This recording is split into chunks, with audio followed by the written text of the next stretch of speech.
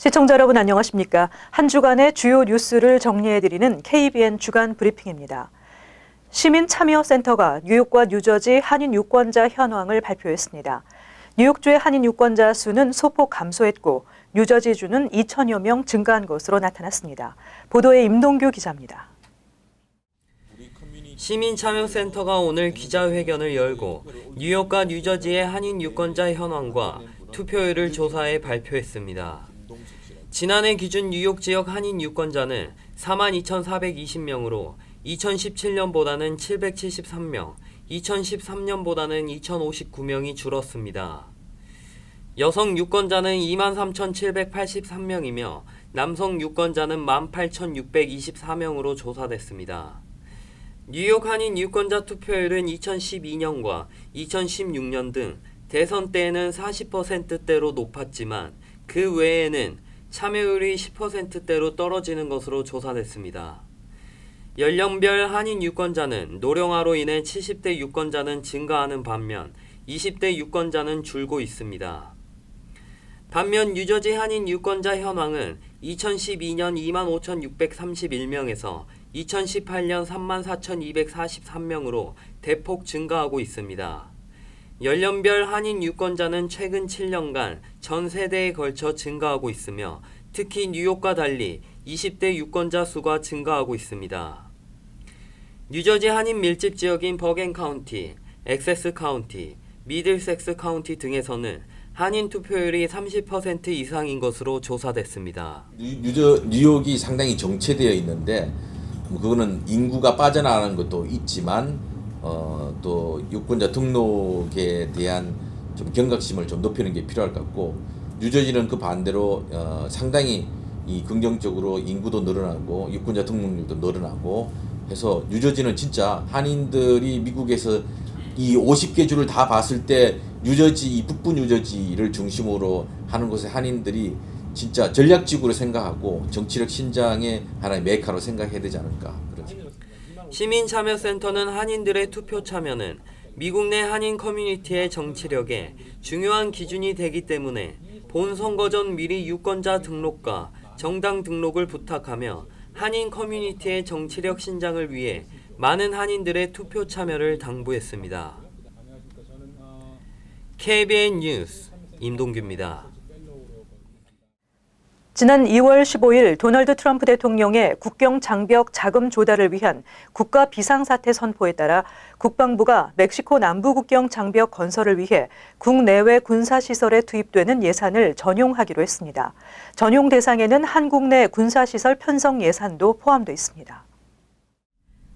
어제 국방부 홈페이지에 업로드된 남부 국경에서의 국가 비상사태 관련 군대 소용 지원을 위한 군사 건설 필요성 자료에 따르면 국방부는 멕시코 남부 국경에 총 36억 달러 규모의 11개 장벽 건설 프로젝트를 승인했습니다.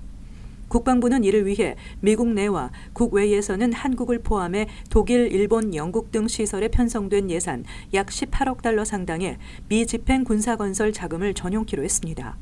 국방부 자료에 따르면 이른바 CP 탱고로 불리는 경기 성남 한미연합사 전시지휘통제소 편성 예산 1,750만 달러와 군산 AB로 불리는 군산 공군기지 무인기 경납고 편성 예산 5,300만 달러가 전용 대상 예산 목록에 올랐습니다.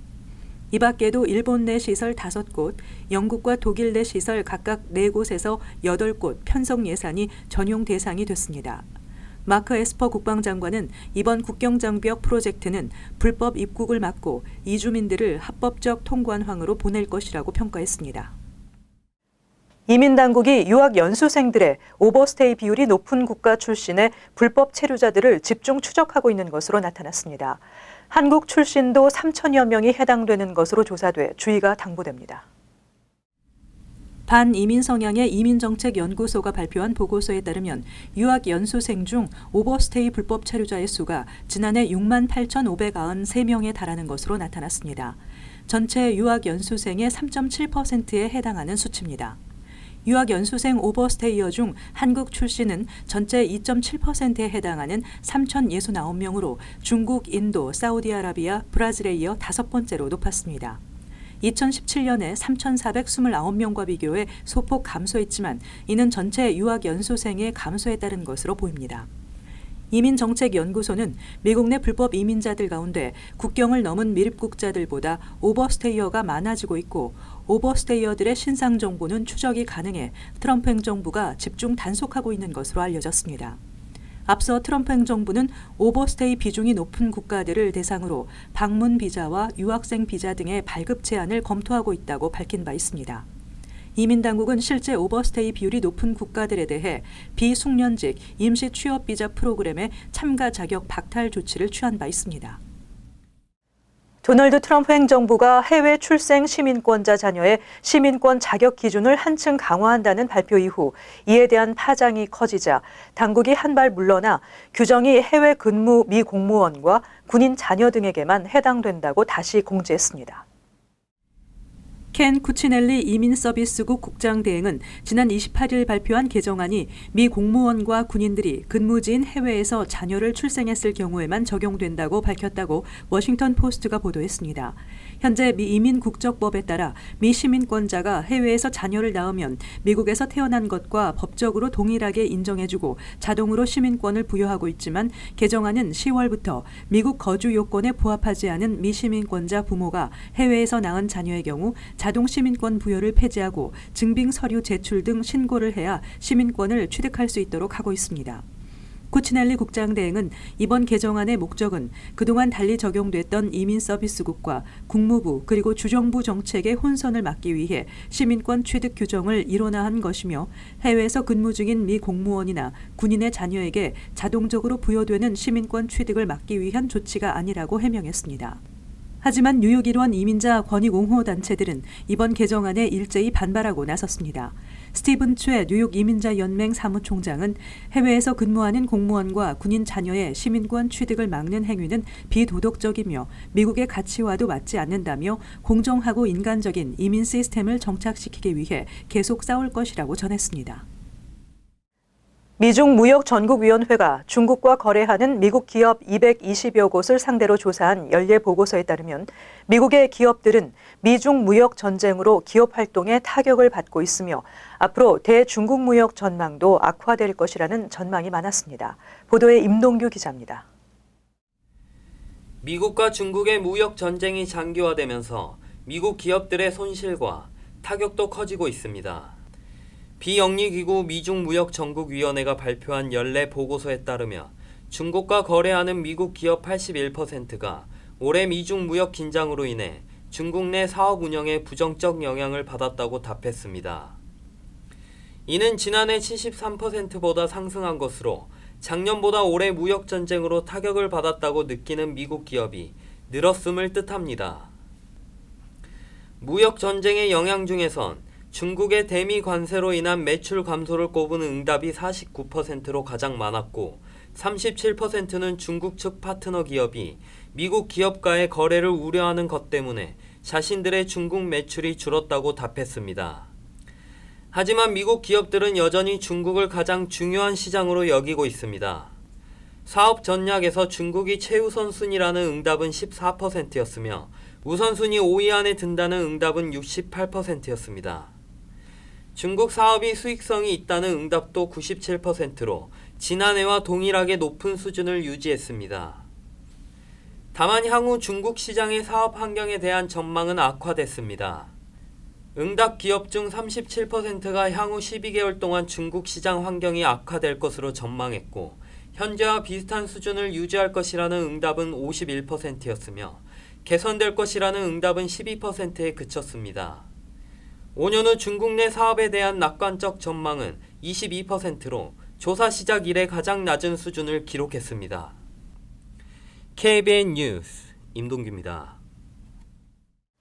제19기 민주평화통일자문위원회가 공식 출범했습니다. 뉴욕협의회도 자문위원 명단을 발표했는데요. 새 인물이 대거 위촉됐고 여성과 청년 위원의 수는 수직 상승했습니다. 보도에 임동규 기자입니다. 지난 1일 공식 출범한 19기 민주평화통일자문위원회, 뉴욕협의회 자문위원회 새로운 인물들이 대폭 위촉됐습니다.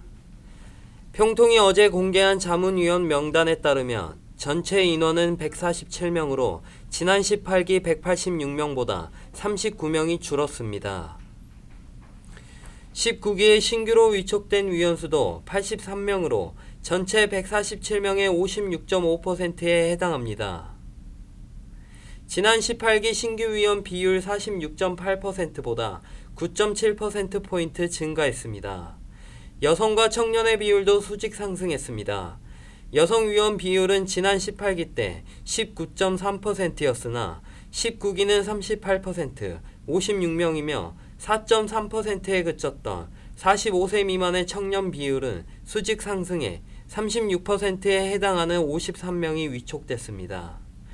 청년 비율은 평통 사무국이 내세웠던 30%를 6%포인트 넘어섰고 40%를 목표로 했던 여성위원의 비율에는 2%포인트 미달했습니다. 민주평통 뉴욕협의회는 이번 달 중 집행부 구성을 완료하고 다음 달 공식 출범식을 가질 계획입니다. KBN 뉴스 임동규입니다. 한국에 대한 일본의 경제 보복 조치로 인한 한인 갈등과 관련해 한인사회가 미 정부의 중재 노력을 촉구하고 있는 가운데 뉴저지 한인회가 로버트 메넨데즈 연방 상원의원을 직접 만나 이번 갈등 해결을 위해 적극 중재에 나서줄 것을 촉구하는 서한을 전달했습니다. 뉴저지 한인회는 메넨데즈 의원이 가능한 빠른 시일 내에 주미 한국 대사, 주미 일본 대사와 만남을 갖고 한일 갈등이 마무리될 수 있는 방안을 논의하겠다고 밝혔으며 결과에 대해 공식적인 발표가 있을 것이라고 전했습니다. 이에 앞서 뉴저지 한인회와 시민참여센터, 뉴저지 내일협회, KCC 한인동포회관 등은 지난달 23일 뉴욕에서 메넨데스 연방상원의원 보좌관과 코리 부커 연방상원의원 보좌관에게 한일 갈등이 조속히 해결될 수 있도록 미 정부의 중재 노력을 촉구하는 서한과 주민 1000여 명의 서명 용지를 전달한 바 있습니다. 한편 뉴저지 한인회는 한국 정부가 뉴저지 주정부와 추진하고 있는 운전면허 상호 인정 프로그램에 대한 관심과 지지를 표명한 메넨데스 의원에게 감사의 뜻도 함께 전달했다고 설명했습니다.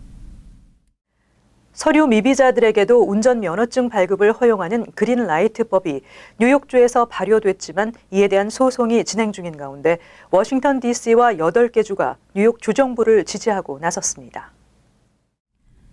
앤드류 쿠오모 주지사가 즉각 서명하면서 발효된 그린라이트법은 뉴욕주 카운티의 절반인 30여 카운티 클럭이 반대 의사를 나타냈고 이 중 1위 카운티 미키 건스 클럭이 그린라이트법이 연방법에 위배된다며 처음 소송을 낸 뒤 소송이 잇따르고 있습니다. 이 소송의 쟁점은 주정부가 운전면허증 발급 대상을 정할 수 있을지의 여부라고 전문가들은 파악하고 있습니다.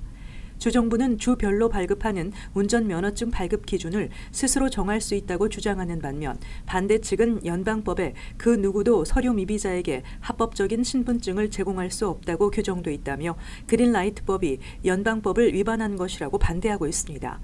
불법 체류자들에게 운전면허증을 발급하고 있는 워싱턴 DC와 커네티컷주를 비롯해 캘리포니아, 델라웨어, 하와이, 일리노이, 메릴랜드, 네바다, 워싱턴주 등이 뉴욕주법이 정당하다는 법정 소견서를 법원에 제출했습니다. 한편 존 플래네건 주 상원 원내대표를 포함한 뉴욕주 공화당은 어제 서포 카운티 공화당위원회에서 기자회견을 열고 그린라이트법을 준수하지 않는 주 차량국 직원들을 처벌할 수 없도록 하는 법안을 주 상원에 상정한다고 발표했습니다. 뉴저지 팰리세이드 파크 일부 구간에서 그동안 감시 카메라를 이용한 무인 주차 단속이 실시돼 논란이 많았었는데요. 필 머피 주지사가 이 법안에 대해 거부권을 행사하면서 이 같은 단속이 중단됐습니다. 법안 종료 결정은 지난 24일자로 소급 적용되기 때문에 24일 이후에 우편으로 주차 위반 벌금 티켓을 받았을 경우 타운 정부에 알리면 해당 티켓은 무효 처리됩니다. 참고하시기 바랍니다. 이상으로 KBN 주간 브리핑을 마칩니다. 시청해주신 여러분 고맙습니다.